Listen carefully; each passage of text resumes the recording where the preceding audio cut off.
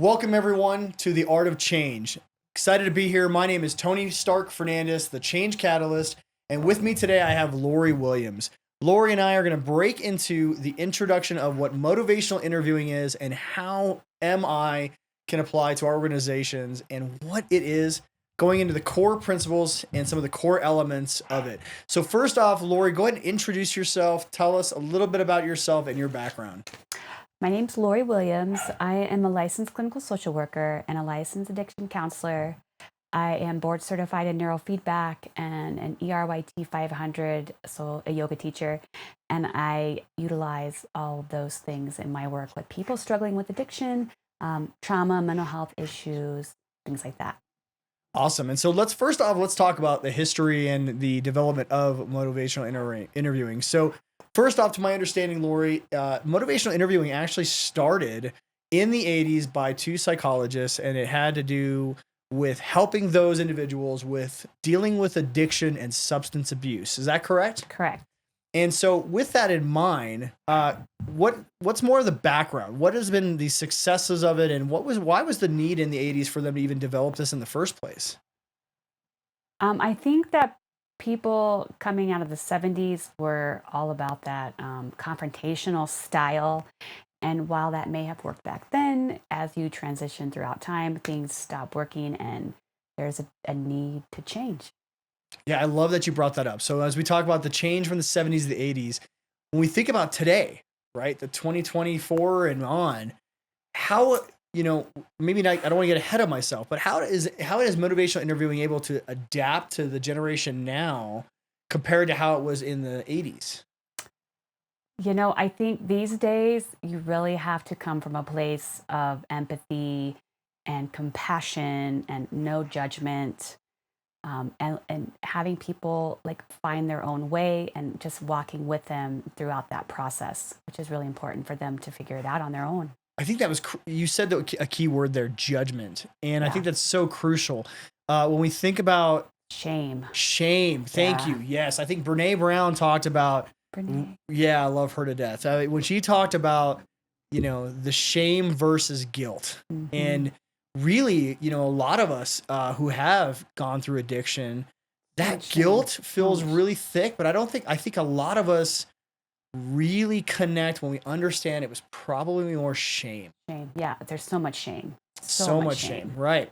And so when we understand, with substance abuse and how it develops, right, especially today, I would argue that the substance abuse pandemic is even greater than it was back then, which was pretty large back then. Yeah, it's an epidemic. It's an absolute epidemic. And really, motivational interviewing has been probably the key strategy for your field to really help individuals, because we can go to, we can do an intervention, right, to a family member with addiction, and we can say, you've got to change. This is affecting the family in these negative ways, but that doesn't help them really feel their own change, right? That just gives them those orders of something needs to happen, otherwise we're going to disconnect, right? Need to change. Right. And so though I understand intervention is a crucial technique that is applied for substance abuse, I really see how MI really helps those who are in the position of therapy, right? Because sometimes are on their own, right? They want to come, and then a lot of them can be mandated to come. We call that voluntold. Voluntold, right. It's a very, very common term, voluntold. So with that in mind, okay, so let's dive into this. So even more so, we've seen motivational interviewing. Out of your curiosity from here, since it's been since the 80s, why hasn't motivational interviewing been done outside of the healthcare industry? My experience is pretty much just around mental health and healthcare. So I'm not sure why. I think that the United States is very fickle, and they like what they like, and they are stuck in their ways sometimes. And that's just people in general. And it's hard to accept and take on something new and to change. Yeah, I think that's great. I think I was kind of leading you into that, because I think the point is, it's hard. I don't think people knew of how to do this technique outside of your organization, your area. Yeah.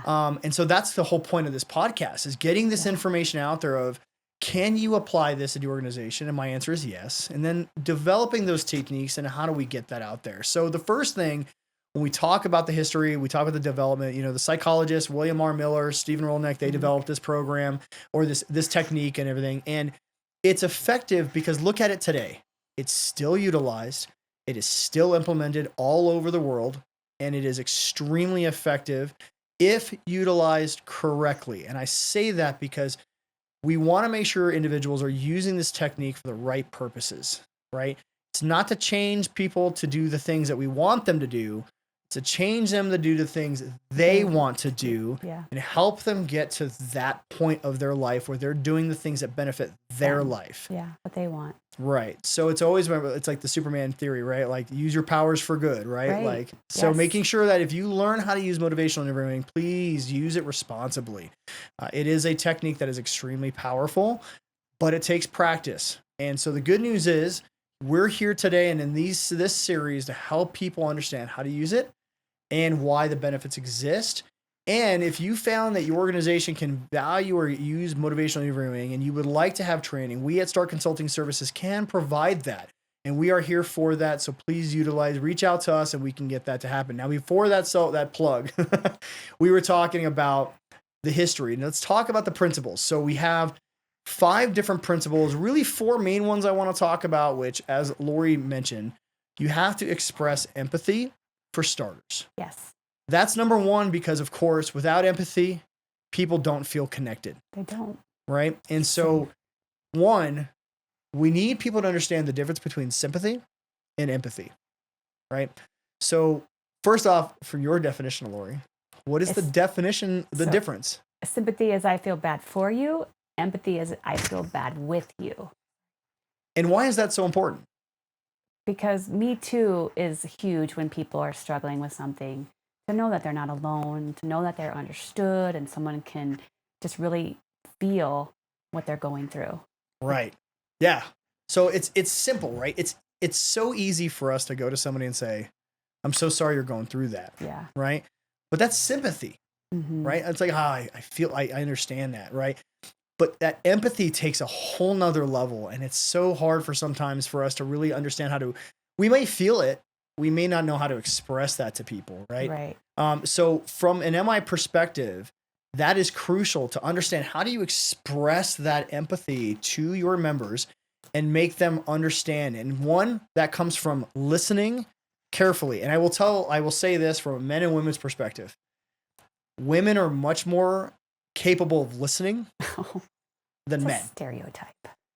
Is it a wrong stereotype though? I know several men that listen very well. Yeah, I like to think I do too, but I also like to talk. So, but I think the problem is, in our generation, maybe it's different in the new generation, but in our generation, the men were fixers. Yes. And we were taught we got to change things. We got to fix it. It's uncomfortable sitting with someone and going through something painful. Like, let's just fix it. Right. I have to work when I'm sitting with someone, not to try to fix it. It's a practice. Like, just be with them. And I love that you said that. It is a practice, right? It is the crucial point of why I'm bringing this up. When we are in that scenario of the motivational interviewing, it's very important for us to understand we are not there especially in the beginning, to fix it. We can't fix it. Can't fix it. We are only there to help understand, empathize, and then find a way forward in time. And that doesn't mean it's going to happen in one session, but it's important to understand as an organization. We always want as an organization to get people back on track as early as possible. But there's key things to understand about rushing people. And the point is, we don't solve long-term issues by rushing to a solution. So you have to apply these principles carefully and give it time and allow them to find their way on their own through guidance. And I say guidance because that's our job. If we are applying motivational interviewing, our job is to guide. Yeah. It is not to direct. Right. And it is not to solve. People don't internalize things when they're getting it from an outward source a lot of the time. If they come to it on their own, then they can embody it and internalize it. And then there's that shift. Yeah. And I love that. And the shift is so crucial. It comes into part of the principles we go into. Now, when we talk about, we said express empathy, Lorri, let's talk about how you support self-efficacy. A lot of times I'll ask when were you successful in the past? Or how did you do it that one time when you were able to quit for like a year or a month or even like 5 days? Just getting them to remember when they have been able to be successful in the past, um, because it's really important for them to feel like they can do it. Yeah, and I think it's crucial when we talk about self-efficacy is when we're highlighting those successes. Yes. People want to be praised for doing well. Attaboys. Yeah, it's the kudos on the Big back. deal. Yeah, and so you're looking for history that maybe even they don't see. Right. Where were you successful? Well, I only quit for 2 days of smoking cigarettes. How did you do that? That's 2 That's days. amazing. That's fantastic. Yeah, 2 days is a really long time. Right. And it's not about 2 years, No. 2 decades. The numbers and comparison, I will say comparing to other people doesn't matter. But Right. understanding you had success. Yeah. Now how do we take it from 2 days to 3? Yeah, How do we take it from 3 to 5? there you go. And it's getting people mentally focused. That's probably the crucial thing. Mentally focused on stop worrying about years from down the road, right? I Yeah. think one of the key things when I did therapy, Too much. right, was, I used to worry about like things that happened in the past and it would, go into depression. And then I would get anxiety about thinking about the future. And at the end of the day, we can't control either of those. They're either done or haven't happened yet, but today is the day that I can focus on. So how do I focus on today and moving forward? So you can work with your members on that. So what are they struggling with? And then walking away, what can we help them with today? Yeah. We're not solving the big picture today, and that's okay. Mm-mm. We need to solve the future, and we start with today. Right. And so with that, though, in that today moment, how do you handle the resistance piece of this? We always have those people that may not see why they have an issue. They may not understand why you're even talking to them that day, or even in your significant scenarios, those pretty high ones, mandated to be there. Right. And they don't know why they have to even see you every day. Right.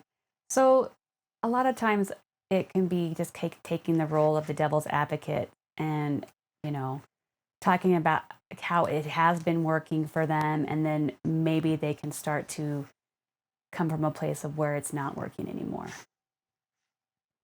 Right. So so looking at that, my thing is that when I think resistance. Sorry. I was thinking of discrepancies. No, you're good. Discrepancies is good. In my opinion, they work together. Yeah. Right. So as we go from discrepancies, right, when we think about the resistance to it, how does that work for you? You don't want to become me versus you, or I'm the expert and I know how it's supposed to be.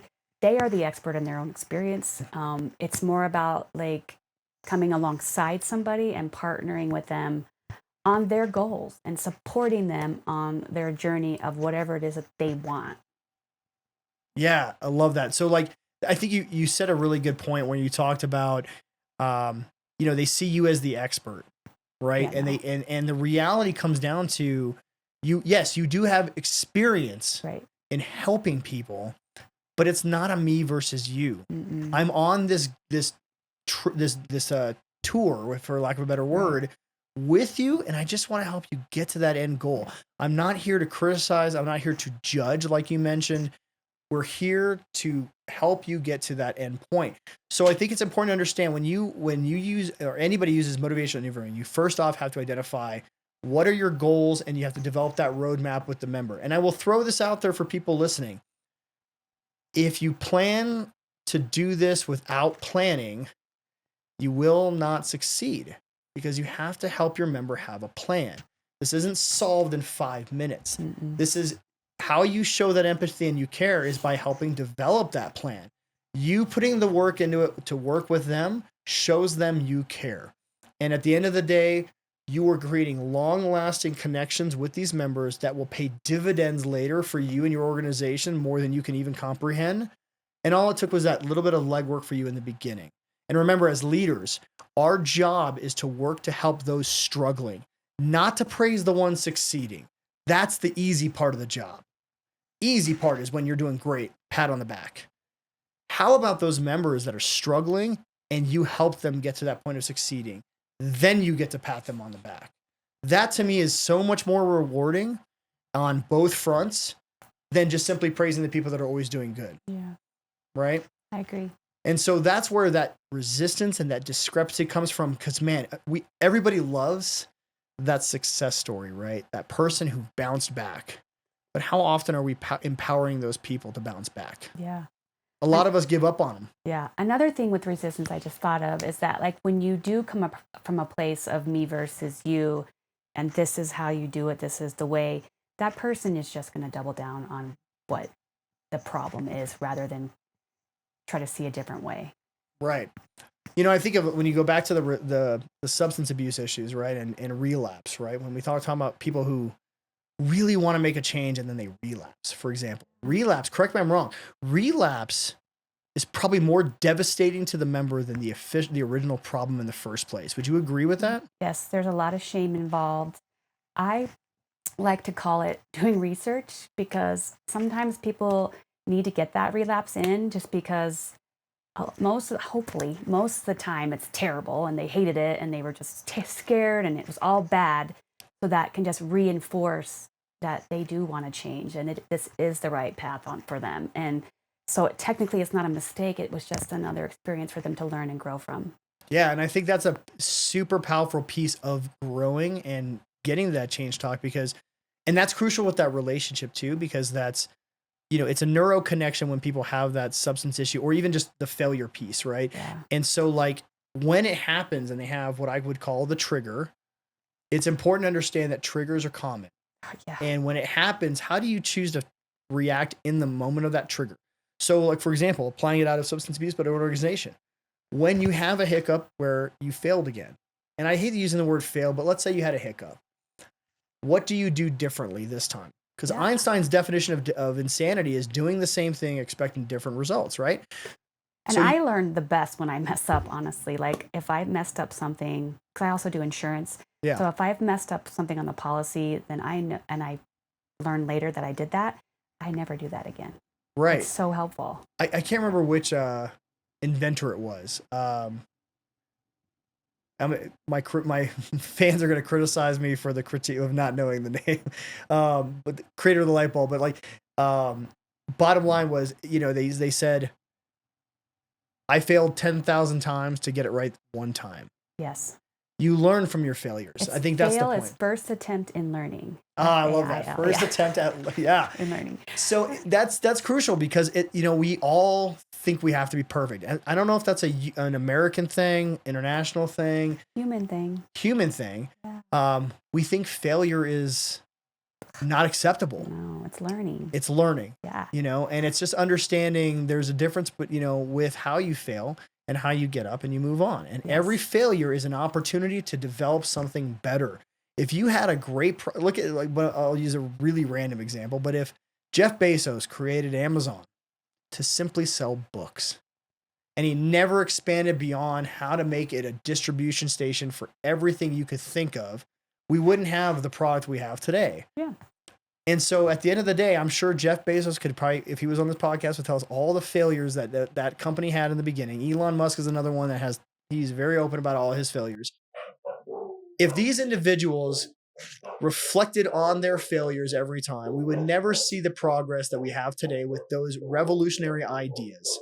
And so I think that's really important for us to understand, is that failures are inevitable. How do you recover and respond to those failures, right? Right. So with that in mind, that really leads us into the core elements. And the last piece I want to talk about, this is a little longer of an episode than the rest, so just for our participants, bear with us, but it's super important. We're going to talk about the core principal elements of the whole point of motivational interviewing. And I want to use this model called PEACE. Easiest way to remember it, we talk about partnership, evocation, acceptance, compassion, and empathy. And so really talking about first one, Lorri, partnership. How do you explain this being, so first off, it's a collaborative process. How would you call it, the partnership? Well, in a therapeutic relationship, it's not going to be, I can't save you. Like, you have to save you. And all I can do is walk with you, support you, resources, whatever it is that you need in that experience that I can help with. But ultimately, it's up to you, and that's just the reality of it. Yeah, and I think in an organization, I think it's how you can relate to your people. Mm-hmm. So even if organizations try to not have a hierarchy process, we all do. And as a manager, it's coming down to their level, saying, "Hey, I'm here with you. Let's work through this together. Yeah. It's a very simple partnership, but they understand it's not a command authority, right? We don't want to command people to fix things. We want to be on their level, right? So then from there, you go into the evocation of the model and you drive out the reasons of change. So, can you dive into like what some of the reasons of change would be? So whatever the reasons, it could be like, well, I need to get off paper. I need to get off probation. I want to not go to jail. I don't want to lose my job. I'm losing my teeth. My health is going down the drain. My brain is, there's so many reasons that you can drive out, especially in addiction, because while it does work, it also does not work. And there's so many things that come along with it that are great reasons to stop and to change. And if you can just tap into what those are for that person, it's huge. You have like a diagram of how to get them towards their goal. Right. And I think that, in my opinion, from listening to that piece, that's probably one of the most important pieces of this model. So if we look at number 3, the acceptance piece, the A, we're trying to seek to understand the person's perspective. Yeah. And I think it's important for people to understand it's not just listening. So how do we get to that point where we understand their perspective? So I am a person who has struggled with addiction in the past. So I think for me, it's not that hard to put myself into that person's shoes and to understand why they've gone to such an extreme coping mechanism to stop, the pain. So, and I think accepting where you are in that moment will also allow that person to move forward with change. Like you can't change until you accept where you are in the moment and admit, okay, well, this is where I'm at. So where do I want to go? Yeah, and I think in therapy, that's probably one of the most important parts, where you have to get them to the acceptance phase, because they have to accept there's an issue here. Yeah. And until you accept what's going on, you can't make that forward progression. It's like radical acceptance, I think, is the one where it's like whether you realize it or not, it's still there. Yeah, no matter, you can't change it. So accepting that it is will allow you to stop dwelling on it, maybe, or stop the suffering, because pain is inevitable, but the suffering piece is when you don't accept it. Oh, I love that. Yeah. Pain is inevitable. Suffering is something we can control. Yeah. Yeah. And so then as we go into that, the fourth part of this is the compassion phase, right? So understanding the peace model, we promote and we prioritize the members' welfare. And what do you think that means, and how does that apply for people? So for me, in my practice, it's the self-compassion piece, because I remember one time when I was going to therapy, my therapist said, do you have a self-compassion practice? And I said, yeah. She's like, well, what do you do? And I said, well, I go to yoga and I try to eat healthy and I try to, sleep. And she says, well, that's self-care. What's your self-compassion practice? And I was a therapist at this point for over 10 years, and I was completely stumped, and I had no idea what that even meant. So I really think a lot of people don't have any idea. They have no idea how to even start to practice it or to do it. And a lot of people can be compassionate with everybody else, but when it comes to themselves, there's no way that they should be compassionate with themselves, because they should be perfect, or they should have known, or they should this. So it's huge to work with someone and to start working with them on developing self-compassion. Yeah, and I think self-compassion is super important when we start talking about the individual, because when we start talking about the directing phase, it's super easy for us to get caught up in the talk, like ourselves as the managers or whoever is in charge of the actual interviewing, and understanding we need them to really forgive themselves. Because then they can forgive, if compassion starts here, and then it can definitely move outward. Yeah, because I think a lot of people react out because, one, they're hurt, but on top of that, the shame and the self-defeating thoughts that are kicking in at that point, and and that compassion is going, okay, give yourself some grace. Yeah. And we can all move forward if we give ourselves just a little bit of compassion. Yeah. And so then it leads into our last piece, that in my opinion, the most important piece. We've talked about it a lot, but empathy, just understanding and sharing the feelings of the individual. And empathy can be hard because some people don't experience it, right? Like, so for example, if you've never had a substance abuse issue, how do you empathize with somebody that does? Because most people are like, you do, right? But like, for example, I do think people have had behaviors that they have acted addictively with, so shopping or right. So it's more about helping them understand how to relate. So if you don't have, for example, a substance abuse issue, maybe you can understand, okay, I don't have the Eating issue food. of, yeah, maybe I Food. I overindulge in ice cream. Hmm. Tony eats ice cream like I'm like nobody's Yeah. business. And that's still an addiction. It's not the Yeah. same kind of addiction. Yeah. It's still unhealthy. It could definitely have the same like end where you die from it. Right. So it's understanding, you can still relate to your member through this scenario, even if it's not exactly the same type of scenario, Yeah. by the life skills we've learned and the time we've learned, we've all had probably something similar. And it's Right. important to understand it's not about comparison. No, and you definitely shouldn't say, "I know how you feel," because Mm, that could be very triggering for somebody, especially with trauma. Um, right. Yeah, I'm glad you brought that up. yeah. So saying, "Man, I know how you feel." That's a lot of people say that. Yeah. But do you understand how I feel? And now Right. what did you do is you created resistance Yes. talk, Like, ugh, which is sure. counterproductive. Yeah. Right. So in that context, I would leave you one more thought. How do we help people to avoid saying something like, "I know how you feel"? They think that's a compassionate statement, and in reality, there's probably better ways to do that. What do you think is the advice you would give on that? I would say to just start trying to be more aware of what you're saying, because sometimes I'll still say it, because I do know how they feel. I've been through that same thing. Mhm. But rather than trying to create that like distance, it's more like, gosh, that must be so hard, and I can't even imagine how you got through that. Tell me how you did it, and because you're here, you made it. And I love that dialogue you stated because of the way that shows victory. You're giving them kudos. Yeah, You're showing them of, hey, you went through something tough. yeah, And you're not saying you don't understand. You are showing empathy because you're like, wow, that's so hard. yeah, And good for you for really pressing through what you've experienced and how you are today. And I think when people have others acknowledge those trials and tribulations, that just empowers them more to keep on track. Versus when you say the other combination we mentioned was it's kind of the opposite of hmm, helping them get through that. So I'm glad that's a perfect example. And that note, I will say that probably brings us to the last piece of motivational interviewing. So stay tuned for episode 2. Lori's going to join us again, and we're going to go really into these techniques and these strategies of how to apply MI. And if you're listening here, remember to subscribe, share these videos, and really reach out to Start Consulting if you are looking to empower your organization to really apply motivational interviewing and really build these high trust culture environments. Thank you for tuning in, and we will see you next week on episode 2.